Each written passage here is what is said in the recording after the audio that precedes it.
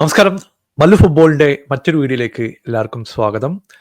നമ്മൾ ഇന്ന് ഡിസ്കസ് ചെയ്യാൻ പോകുന്നത് യൂറോപ്പ് ലീഗിൽ നടന്ന രണ്ട് മത്സരങ്ങളെ കുറിച്ചാണ്. സ്പേഴ്സ് 3-2 ഹോഫൻഹൈമിനെ പരാജയപ്പെടുത്തി. മറ്റൊരു മത്സരത്തിൽ മാഞ്ചസ്റ്റർ യുണൈറ്റഡ് 2-1 റേഞ്ചേഴ്സിനെ തോൽപ്പിക്കുകയും ചെയ്തു. രണ്ട് ടീമുകളും യൂറോപ്പ് ലീഗിന്റെ ടോപ്പ് 8 വന്നിട്ടുണ്ട്. അപ്പോൾ കോണ്ടന്റ് ഇഷ്ടപ്പെടുകയാണെങ്കിൽ നിങ്ങൾ സബ്സ്ക്രൈബ് ചെയ്യാനും ഷെയർ ചെയ്യാനൊന്നും മറക്കരുത്. നമുക്ക് സ്പേഴ്സിന്റെ മത്സരത്തിന്റെ സ്റ്റാർട്ട് ചെയ്യാം. ശരിക്കും പറഞ്ഞാൽ ഇന്നത്തെ മത്സരത്തിൽ കഷ്ടിച്ച് രക്ഷപ്പെട്ടു എന്ന് പറഞ്ഞാൽ മതി. കാരണം 22ഓളം ചാൻസുകൾ ഇന്ന് ഹോഫൻഹൈമിന്റെ സൈഡിൽ നിന്ന് വന്നു. വേറെ ഏതെങ്കിലും ടീമായിരുന്നെങ്കിൽ ആ ഒഫൻസ് ഒന്നുകൂടി ക്ലിനിക്കൽ ആയിരുന്നെങ്കിൽ ഫസ്റ്റ് ഹാഫ് തന്നെ ഒരു 4-5 ഗോളുകൾ സ്കോർ ചെയ്യാനുള്ള ഈസി ആയിട്ടുള്ള ചാൻസുകൾ അവർക്ക് കിട്ടിയിട്ടുണ്ടായിരുന്നു. എസ്പെഷ്യലി 18 യാർഡ് ബോക്സിനകത്ത് നിന്ന് ഒരു 5-6 ഷോട്ടുകൾ നമ്മളെ ഡിഫൻസ് തന്നെ ബ്ലോക്ക് ചെയ്തിട്ടുണ്ട്. അപ്പൊ തന്നെ നിങ്ങൾക്ക് അറിയാം എത്രത്തോളം ചാൻസുകൾ അവർക്ക് കിട്ടിയിട്ടുണ്ടാവുന്നത്. ഇവിടെ ബെൻ ഡേവിസ് ഡിഫൻസിൽ ഉണ്ടായിരുന്നു. ഓസ്റ്റിൻ ആണ് ഇന്ന് ഗോൾ കീപ്പറായിട്ട് വന്നിട്ടുള്ളത്.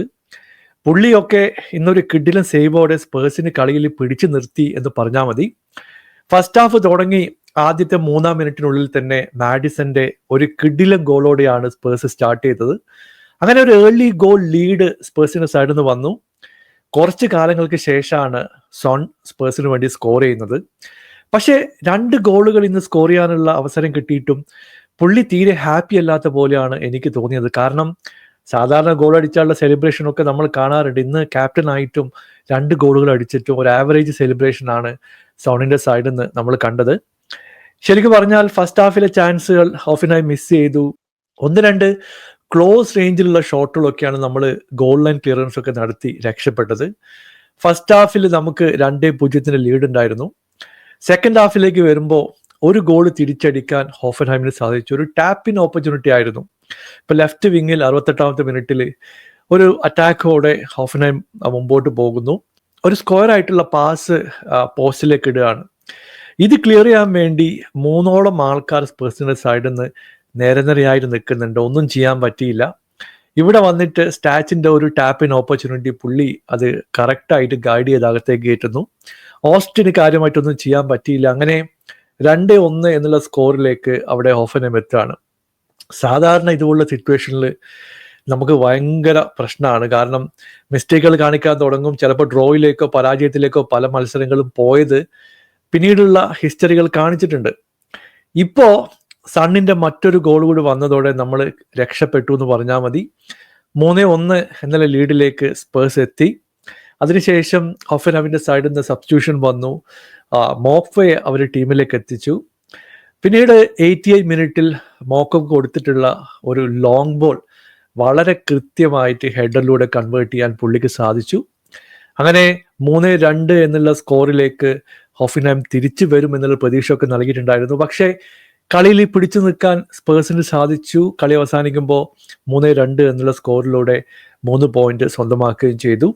എന്തായാലും ടോപ്പ് 8 തന്നെ സ്പേഴ്സ് ഇപ്പോൾ ഉണ്ട്. അടുത്ത മത്സരം സ്പേഴ്സിനെ സംബന്ധിച്ചിടത്തോളം വളരെ വളരെ ക്രൂഷ്യലാണ്. രണ്ടാമത്തെ മത്സരത്തിൽ മാഞ്ചസ്റ്റർ യുണൈറ്റഡ് 2-1 റേഞ്ചേഴ്സിനെ പരാജയപ്പെടുത്തിയത്. ഒരുപാട് മൊമെന്റ്സ് ഈ മത്സരത്തിൽ ഉണ്ടായിരുന്നു എന്ന് പറയേണ്ടി വരും. കാരണം പൊസിഷൻ ഡൊമിനേറ്റ് ചെയ്തത് യുണൈറ്റഡ് ആണ്. 67% പൊസിഷൻ യുണൈറ്റഡിന്റെ കയ്യിലായിരുന്നു. 16ഓളം ചാൻസുകൾ യുണൈറ്റഡ് ക്രിയേറ്റ് ചെയ്തു. ഫസ്റ്റ് ഹാഫ് തന്നെ ഒരു 3-4 ഗോൾ കടിക്കാനുള്ള ചാൻസുകൾ യുണൈറ്റഡിന് കിട്ടിയിട്ടുണ്ടായിരുന്നു. എസ്പെഷ്യലി അമാദിന് കിട്ടിയിട്ടുള്ള ആ ഡയറക്റ്റ് ചാൻസ്, പിന്നീട് ബ്രൂണോ കിട്ടിയിട്ടുള്ള ചാൻസ്, ഗർനാച്ചോക്ക് 2 ചാൻസുകൾ കിട്ടി.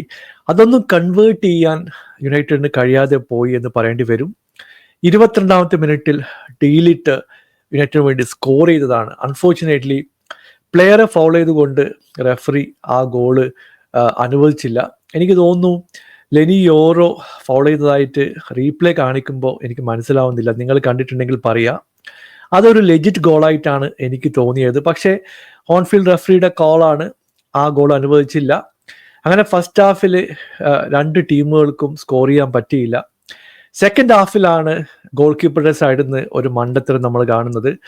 ജാക്ക് ബട്ട്ലാൻഡ് ശരിക്കും പറഞ്ഞാൽ പുള്ളി പോസ്റ്റിലേക്ക് എത്തിയിട്ടുള്ള ഒരു ക്രോസ് കൈകൊണ്ട് പഞ്ച് ചെയ്യാൻ വേണ്ടി ശ്രമിക്കുന്നു. പക്ഷെ ആ പഞ്ച് മിസ്സായി കൈയുടെ പിറകിലാണ് ബോൾ വന്ന് വീണത്. ആ ബോൾ ബൗൺസായി ഡയറക്റ്റ് ആയിട്ട് പോസ്റ്റിലേക്ക് എത്തുകയായിരുന്നു.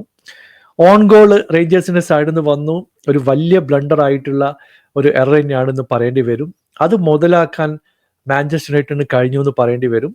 പിന്നീട് 1-2 കിടിലൻ ചാൻസുകൾ യുണൈറ്റഡിന് കിട്ടി. ഇവിടെ ഗർനാച്ചോക്ക് വീണ്ടും ചാൻസ് കിട്ടി, പക്ഷേ പുള്ളിക്കത് ഫിനിഷ് ചെയ്യാൻ പറ്റിയില്ല. ഒരു ഗോൾ ലൈൻ ക്ലിയറൻസ് ഒക്കെ ഉണ്ടായിരുന്നു. അതിനുശേഷവും 1-2 ഹാഫ് ചാൻസുകൾ റേഞ്ചേഴ്സിന്റെ സൈഡിൽ നിന്ന് വന്നു. പക്ഷേ ക്ലിനിക്കൽ ആയിട്ടുള്ള ഒരു ഫിനിഷിങ് അവരുടെ സൈഡിൽ നിന്ന് വരാതെ ഒരു മിസ്റ്റേക്കുകളാണ് വന്നുകൊണ്ടിരുന്നത്. ഡിഫൻസിൽ യുണൈറ്റഡിന് പിടിച്ചു നിൽക്കാൻ പറ്റി എന്ന് പറയേണ്ടി വരും.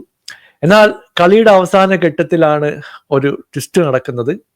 ഇപ്പോൾ ഒരു ലോങ് ബോൾ ഇൻസിഡന്റ് ആണ് ഇവിടെ എടുത്തു പറയേണ്ടത്. 88 മിനിറ്റിൽ ഇപ്പോൾ ഒരു പോസ്റ്റിനെ ലക്ഷ്യമാക്കി വന്നിട്ടുള്ള ഒരു ലോങ് ബോൾ, മഗ്വയർ ഈ ബോൾ ക്ലിയർ ചെയ്യാൻ വേണ്ടി 18 യാർഡ് ബോക്സിൽ നിൽക്കുന്നുണ്ട്. ഡെസേഴ്സ് ഈ ബോളിന് വേണ്ടിയിട്ട് ഫൈറ്റ് ചെയ്യുന്നുണ്ട്.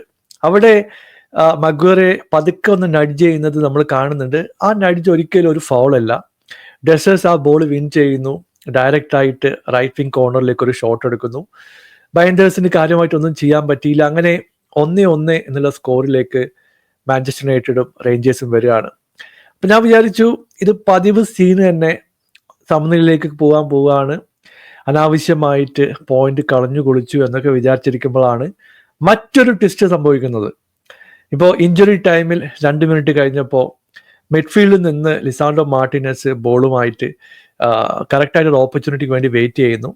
ഇവിടെ ബ്രൂണോ ഫെർണാണ്ടസിന്റെ പെർഫെക്റ്റ് ആയിട്ടുള്ള റൺ, ലിസാൻഡ്രോ മാർട്ടിനസിന്റെ ഇഞ്ച് പെർഫെക്റ്റ് ആയിട്ടുള്ള ഒരു പാസും, ആ ലോങ് ബോൾ കൃത്യമായിട്ട് കൺവേർട്ട് ചെയ്യാൻ ബ്രൂണോക്ക് കഴിഞ്ഞു. അങ്ങനെ ഔട്ട് ഓഫ് നോവെയർ 2-1 സ്കോറിലേക്ക് യുണൈറ്റഡ് കളിയിലേക്ക് തിരിച്ചു വരുന്നു. ഒരു ബ്രില്യൻ്റ് ആയിട്ടുള്ള ഗോളാണ് ബ്രൂണോയുടെ സൈഡിൽ നമ്മൾ കണ്ടത്. അങ്ങനെ 2-1 യുണൈറ്റഡ് വിജയിക്കുകയും ചെയ്തു. ഇത് നമ്മൾ സൗബിനൊക്കെ പറയുന്നത് പോലെ ഈസി ആയിട്ട് കളി ജയിക്കാൻ നമുക്കറിയില്ല. നമ്മുടെ കളിയൊക്കെ ഡിഫിക്കൽട്ട് ആയിരിക്കും, അല്ലെങ്കിൽ ഡിഫിക്കൽട്ട് ആയിട്ടുള്ള സ്റ്റെപ്പിലൂടെ നമുക്ക് കളി ജയിക്കാൻ പറ്റുമെന്ന് സൂചിപ്പിക്കുന്ന 2 മത്സരങ്ങളാണ് നമ്മൾ കണ്ടത്. കാരണം ഇത്രയ്ക്കും ചാൻസ് ക്രിയേറ്റ് ചെയ്തു, ഇത്ര 67% പൊസിഷൻ ഉണ്ട്, എന്നിട്ട് പോലും കിട്ടിയ ചാൻസുകൾ വേണ്ട രീതിയിൽ ഉപയോഗിക്കാൻ യുണൈറ്റഡിന് കഴിയാതെ പോയി. അല്ലെങ്കിൽ ഒരു 3-4 ഗോളൊക്കെ അടിച്ചിട്ട് ജയിക്കേണ്ട മത്സരമായിരുന്നു. സ്പേഴ്സിന്റെ സൈഡ് നോക്കിക്കഴിഞ്ഞാൽ സ്പേഴ്സ് ഒരുപാട് ചാൻസുകളൊന്നും ഇന്ന് ക്രിയേറ്റ് ചെയ്തിട്ടുണ്ടായിരുന്നില്ല. 8 ചാൻസുകൾ മാത്രമേ വന്നിട്ടുള്ളൂ. പക്ഷെ ക്ലിനിക്കൽ ഫിനിഷിംഗ് നമ്മളെ രക്ഷപ്പെടുത്തി എന്ന് പറഞ്ഞാൽ മതി. അപ്പോൾ 2 ടീമുകളും ടോപ്പ് 8ലേക്ക് വന്നിട്ടുണ്ട്. ഇനി വരാൻ പോകുന്നത് ഒരു നോക്കൗട്ട് മത്സരത്തിന്റെ വലിയൊരു നിര തന്നെ നമ്മളെ കാത്തിരിക്കുന്നുണ്ട്. അവസാന മത്സരം 2 ടീമുകളും നല്ല രീതിയിൽ മുമ്പോട്ട് പോകട്ടെ എന്ന് പ്രതീക്ഷിക്കുന്നു. നിങ്ങളുടെ അഭിപ്രായം താഴെ അറിയിക്കുക. പുതിയൊരു വീഡിയോയുമായി വീണ്ടും കാണാം. Thank you so much for watching. Bye for now.